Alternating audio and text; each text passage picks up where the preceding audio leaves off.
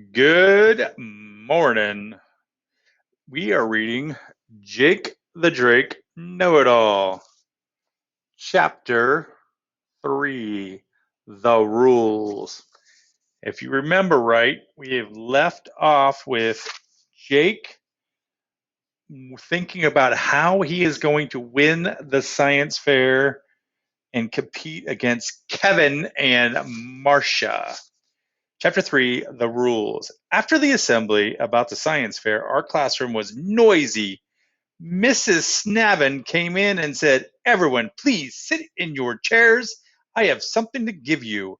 Eric Kenner said, "Is it a computer?" Everybody laughed, even Mrs. Snavin. She said, "No, it's not a computer, Eric, but it is some news about the science fair." That got things quiet fast. "Now," said Mrs. Snevin, "the first thing you all need to know is that no one has to be a part of the science fair. This is something you can choose to do or choose not to do. It will be a good experience, but it will not make any difference in your grades either way." While she was talking, Mrs. Snavin took a pile of papers from her desk and started passing them out. She said, "This is about the science fair. You should take this booklet home and read it with your mom or dad. There is a form that you and a parent will have to sign. Bring it back to me before Christmas vacation. If you are going to enter the science fair, you should pay special attention to page 3. That's the page that tells the kids of projects that are allowed and the kids of kinds of projects you should not make." It was dead quiet in the room, except for the rustling of paper. I got my booklet and started to flip through it. It had 10 pages. It all looked pretty boring. I started to fold it up so I could put it in my backpack to take home, but then I looked at Kevin. He was hunched over his desk, reading fast. He had a pencil. There's Kevin and Marcia. He was making little check marks and notes on the pages. Then I turned my head toward the other side of the room and looked at Marcia. Same thing, except she was using a pink highlighter. Usually I would have looked at Marcia and Kevin and said to myself, "Know-it-alls." But not that day. I grabbed my red pen, I unfolded my science fair papers, and I started reading. No way was I going to let either of those kids get my Bluetium 12 computer. Then Mrs. Snavin said, "Are there any questions about the science fair?" Right away, Kevin's hand went up. Mrs. Snavin said, "Yes, Kevin. Can kids work together on the science fair?" Mrs. Snavin started flipping pages in the information packet. She said, "On page 9, it says students may work on a science fair project alone or with one partner."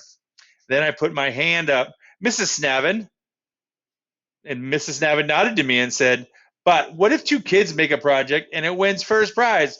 Would both kids get a prize?" I'm really excited to find out. Oh my God, I can't get to the next page.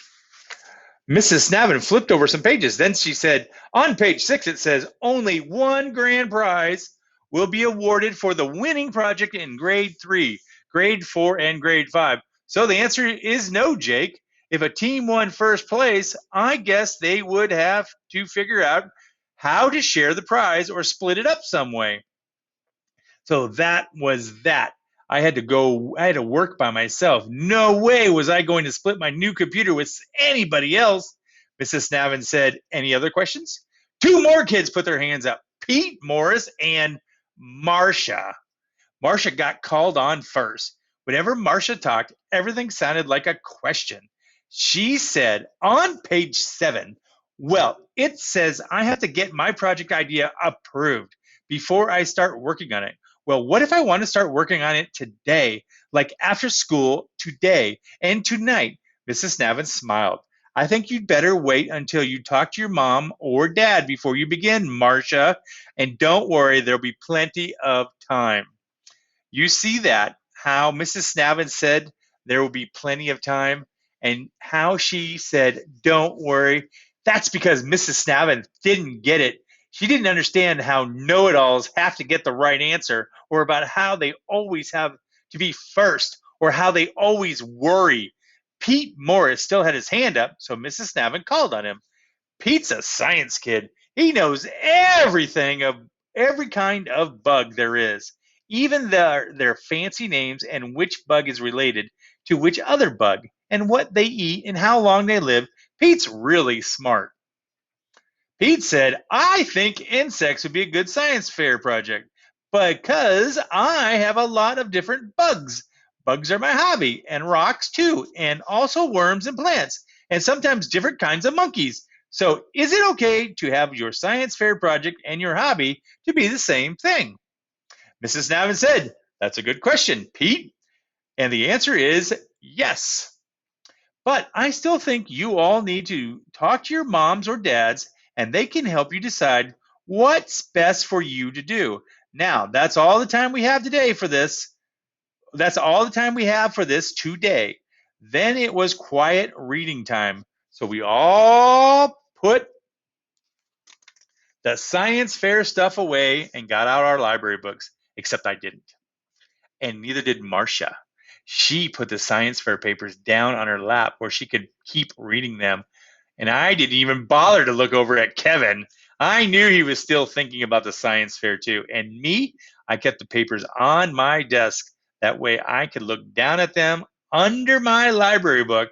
I needed to go get to work. Maybe I could go to the library after lunch. Then I could get a head start because I wanted to be the first and the best. I wanted to win. And I didn't just want to win, I had to win. I had to be a know it all number one. Well, that was chapter 3. Thanks a lot for listening. We'll meet again on chapter 4, Hunters. Goodbye.